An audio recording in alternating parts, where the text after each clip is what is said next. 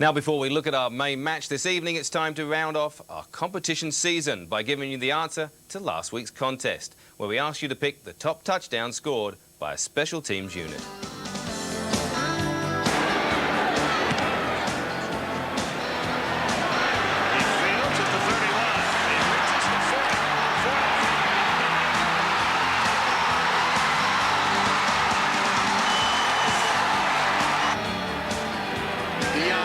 From his own goal line. And Dion high-stepping from midfield. Touchdown! Atlanta, 100 yards for Deion Sanders. Kick into the end zone, and Alexander Wright, after a quick hesitation, runs it out. And Alexander Wright may go all the way.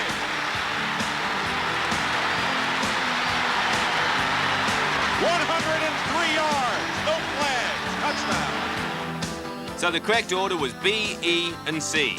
And first out of the bag was Malcolm Pyra from Lincolnshire, who becomes the final name going into the draw for our grand prize of a trip for two to the Super Bowl. Second name from the post was that of Washington fan Richard Jones of Peterborough, who will be watching a London Monarchs home game of his choice from the Royal Box. Congratulations to you both. And that draw for the big prize will be coming up at half-time when we'll be asking my guest, June Jones, to select the lucky winner. But now we get to talk about two teams you love to talk about. One of them you didn't feel too good about was the Washington Redskins. The other one, Detroit Lions, you had to leave a couple of years ago. But let's start with the Washington Redskins. You played them last week in the second round of the playoffs. They beat you fairly well. And let's start with Mark Rippon. How has Mark done this year? Well, I think Mark Rippon was probably the biggest unknown quantity they had going into the year, and it was very important that he had a big season for them to have success. And as he plays, so go the Redskins, and he certainly had a big year for him. And he's got some pretty good wide receivers to throw the ball to, doesn't he? Art Monk is as good probably a Hall of Famer, a future Hall of Famer, and of course going to break all the receiving records in the league before it's over, and he's always a big play guy. I think the key today, though, Mick, is going to be Ricky Sanders. A couple years ago in the Super Bowl, he was MVP, and Detroit likes to play a lot of zone defense, and that's where they use Ricky, underneath and bouncing around inside those zones. And then at running back, they've got Ernest Biner, of course, but they've also got a fellow named Ricky Irvins. It's been a big difference. I'll tell you, Ricky Irvins has probably helped their team more than any one guy this year. He's from the University of Southern California, and he's built very low to the ground, similar to Barry Sanders, and breaks a lot of tackles and has great explosion and is probably in the top 10% in speed in the league. So he's been a great plus for them.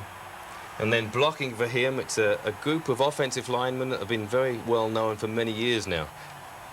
The Hogs, they call them. They're big, and I'll tell you what, they always outweigh their opponents, and they do a great job of holding in there. But over the years, they've been probably the solid part of that Washington offense. Well, this has been a prolific offense, but sometimes people forget about an excellent defense, ranked third in the NFL this year, and they've played very well. And particularly, I think, their secondary. It's not big names, but Darrell Green certainly comes to mind, doesn't he? Darrell Green's been on top of the game, you know, been one of the top corners for the last 7 or 8 years, and his world-class speed has allowed him to play a lot of man-to-man coverage, and so he's excelled at that. I think the disadvantages he has is probably his height, and that may come into play this week.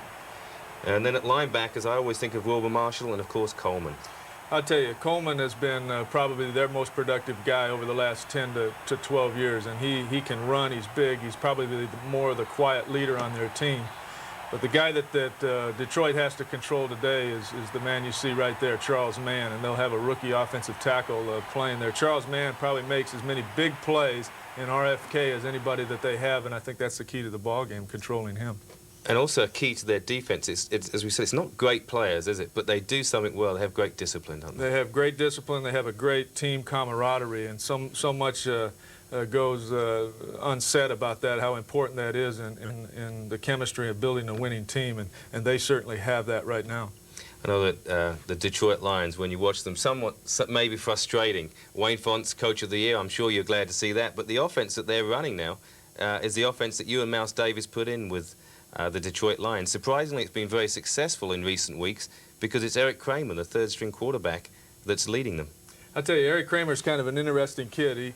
He came to us from Calgary up in Canada, but Mouse and I basically brought him there, and he's a very accurate passer, and I think you'll see today that he has a lot of poise and a lot of the intangible things you can't see. Here he's throwing a touchdown pass to Willie Green last week, and I think, again, that's probably going to be one of the keys. Willie Green and the next one right here, Herman Moore, their size is a little bit different than what Washington is used to playing against them. And when they come up and match them up man-to-man, I think you'll see Eric's accuracy in throwing the football. When you talk about size, and this is a little bomb, isn't he? I tell you, Barry Sanders, I don't know what you can say about him. He will be the greatest running back to ever play the game before it's through. He's got great balance, great strength, great vision. He can accelerate. And the key every time you line up against the Lions is stopping Barry Sanders. And then also there are other key matchups that you think, especially on the offensive line. You sort of mentioned it just then, the man that's going to be over man. I think the Detroit offensive line's played very well this year, but the key this week has to be Washington's strength, and that's Charles Mann against the third-team offensive tackle of the Lions, and that being Scott Conover. With Harvey Salem being traded, as we said earlier, and Eric Sanders going down with a knee, he's kind of been thrown into the limelight, so it's very important he excels this week for them to have success. And the offense has played well, but prior to this, it was the defense that was susceptible, and I know that at the defensive back position, you think they've made some key acquisitions in the last couple of years. I think the key to Detroit's success has been their defense. They played very well down the stretch here, and that being Ray Crockett, their two corners. Ray Crockett we drafted 2 years ago, and he has a fetish for making the big plays. He just seems to be in the right place at the right time, as you see here, running one back earlier in the year against Dallas. But he did this 2 or 3 times during the year, made big plays. And the other guy is Melvin Jenkins, who they picked up on Plan B, and we saw him last week intercept the ball against Dallas and run it in. Both those guys are over-aggressive, but not as aggressive as Benny Blades. Benny Blades right there is probably the best hitter in football right now. He's 230 pounds, and he can run 4.5, and he will strike you. Probably the heart and soul of this Detroit team is that guy right there, Chris Spielman. Chris Spielman is as tough and as physical a football player is in the league, and you'll see today what I'm talking about in this playoff game. He will turn it up a notch. And then Jerry Ball there, we're seeing him on the sideline. Unfortunately, he won't be playing today. I'll tell you, that's going to be one in this particular game that they missed. Jerry Ball disrupts a lot of things, and the #1 play that we said earlier that the Redskins like to play is they like to pull the offside guard and tackle, and Jerry Ball has such great penetration off the football that it would have been very difficult for them to run that play. Without him in there, it's going to be a different game. All right, well, that's the players we expect to see. Now let's go to RFK Stadium and Gary, who's up in Washington. Mick, I think what's been most interesting this past couple of days has been seeing the contrast in attitude between these two teams. Washington, very cool, very businesslike, knowing what's expected of them as favourites, and Detroit, with their emotions very much nearer the surface after all the adversity they've had to overcome to get this far. What's also clear from listening to the Detroit players is that despite all they have achieved this season, their 45-0 loss here on opening day still rankles with them. It's like the bully coming over your house, beating you up, feeling sorry for you. And it was a situation where I felt humiliated, and I think the whole team did, and embarrassed. Funnily enough, Detroit's biggest supporter in Washington this week has been the man who engineered that defeat. Joe Gibbs has been telling anyone who'll listen what a great team the Lions are. But it's a message really aimed at his own players, because he knows that Washington's big opponent today will be complacency. If you have a bad day, you're going home. And certainly I think Detroit can send us home. I believe it, and I think our players do. So what I'm saying is, if we get beat, I think that we realize what we're up against, and I think we'll just have gotten beat, that's all. Now, a big factor in today's game could be the field, and considering the hammering it took last week, it's in remarkably good condition. But don't be misled, because not all that's green is actually grass here at RFK. A little bit earlier on today, we went out on the field and took these shots. Now, this section outside the hash marks is the real thing, but once you get inside, the teams will be running on nothing but green sand. Washington's plan is to play their defensive ends Charles Mann and Fred Stokes extra wide in order to funnel Barry Sanders up the middle where the footing isn't so good. Even so, Charles Mann says he'd prefer last week's mud. We're supposed to meet out, some of the guys on the defense are supposed to meet out at RFK Stadium tomorrow with our hoses. See if we can water the field down a little bit. We're certainly not going to worry about Charles Mann and running down here with hoses on. The field's in real good condition. I think the Redskins or the Lions. The best team's going to win, whatever. Now, I'm not going to tempt fate by saying which of the teams that will be, but the bookies have already made their minds up. They favour the Redskins by 13.5 points today, which makes them the biggest favourites in NFL playoff history. Thanks, Gary. Well, I'm not sure that I would say the field was in great condition, but it's certainly in better condition than last week when you were up there with the Falcons. To whose advantage is the field today? Well, I don't think it's really to anybody's advantage. I think Barry Sanders has proven that he can run on any surface, so I'll be anxious to see. I think the best team will win today. All right, well, we're going to see who the best team is shortly, but first we're going to take a break. Join us after this.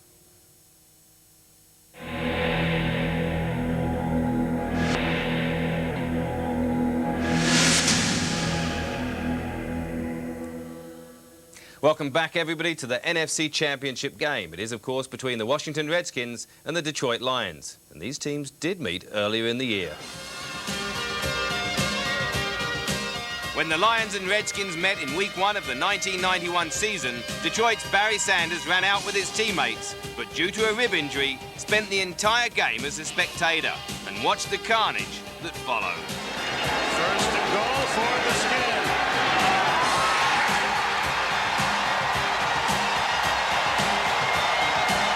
They mark it at the 4-yard line. First and goal. Play action. Ribbon into the end zone. Jimmy Johnson. Touchdown.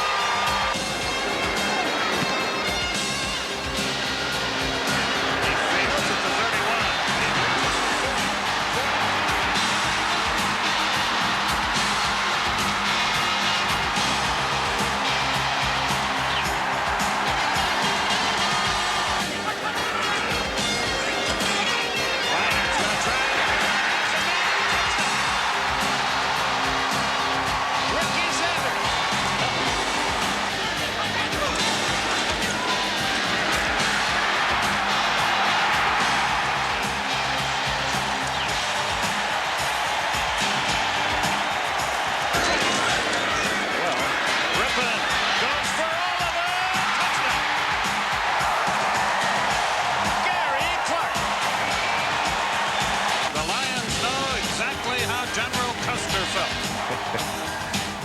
Well, General Custer, unfortunately for him, didn't get a second chance. But the Detroit Lions and Wayne Fontes will.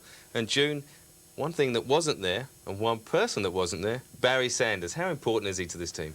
Well, I think he's probably the key cog. Obviously, 45-0 shows what they can do without him, and they've been a totally different team while he's been in there.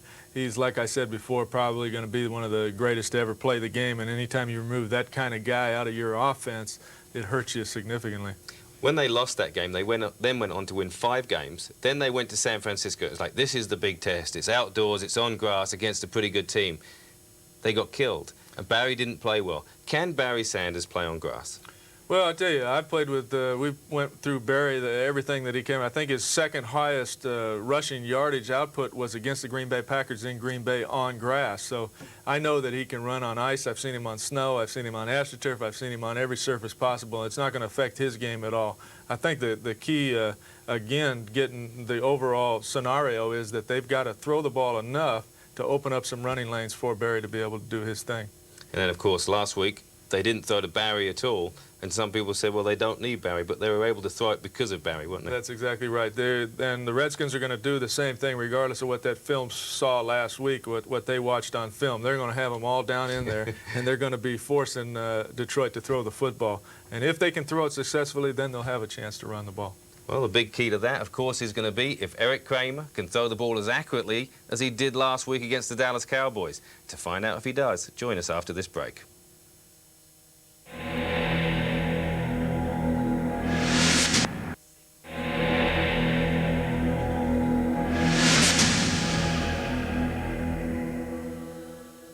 Welcome back, everybody. Before we get on with the NFC Championship game, I would like to remind you that when we do go for commercial breaks and we break away from the action at the field, we're not missing anything. The American networks take a heck of a lot of commercials. They've got to pay those billions of dollars to the NFL. So when we break away, don't get mad. We're filling because they're in a commercial break. Also, don't forget at halftime, we'll be giving you live the winner of our competition to Super Bowl 26. So make sure if you're one of the 19, you buy the telephone. But now we're going to go to June Jones, and I first want to ask you, your prediction for today's game? The Washington Redskins or the Detroit Lions? Well, I think you got to go with the Redskins because they're playing in RFK Stadium, but I'm definitely pulling for the run and shoot offense. I hope they make it to the Super Bowl, and I hope they win the Super Bowl so we don't have to answer any more questions about what we're doing offensively. A lot of people are saying that, well, the Redskins have played 4 teams, well, actually 3. They played the Falcons twice in the run and shoot, and they've beaten them all, so they can deal with the run and shoot, and the run and shoot can't play outdoors, and it can't play in bad conditions. You don't agree with that, do you? No, we've competed on every type of climate, every type of surface that there is to, and we've won on all those things. I think basically it's a different approach that the NFL is very slow to accept. But 3 out of the 3 teams made the playoffs that are running the offense, so I think that says something about it. Well, for our viewers at home that don't know, June has always been someone that has loved the run and shoot. He grew up with it in Portland, and Mouse Davis. And Mouse just the other day said that we did it for 20 years in the rain and the wind in Portland. I know I could work in all conditions. But now the question that also comes to mind is the pressure on the quarterbacks. Mark Rippon has really proved himself all this year. He's had a great season. Now he's in the playoffs. He's already won some big games. Eric Kramer, do you think there's less pressure on him or more? Well, I think there's probably less pressure because nobody expects him to do well.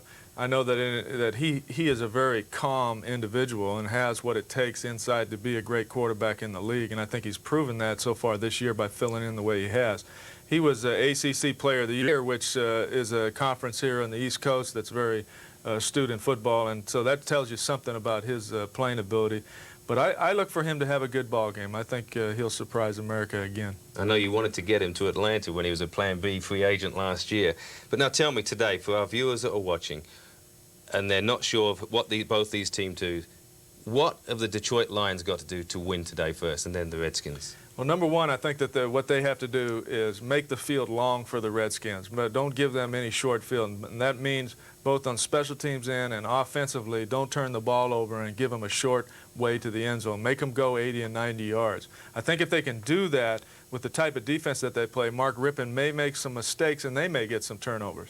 So I think that offensively, they cannot turn the football over like we did last week. We turned it over 6 times, and we're really still in that ball game in the 4th quarter. If the Lions can keep that down to a minimum, I think they'll have a chance.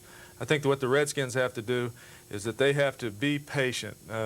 Mark Rippon has proven that he's a very good man-to-man passer. Today they're going to see a lot of zone defense from the Lions, and that means that he's got to take what the defense gives him. So you may see more of a ball-controlled passing game. If he tries to force it down the field, then I think you may see some tip balls and some other things happening bad for the Redskins. We just heard from Gary, and he said it's 13 points favourite, the most ever for the NFC Championship game. And talking to the Redskins last night, they actually felt like they deserved that point spread and they're going to do it very easily. Do you agree with that, or do you think maybe they're overconfident?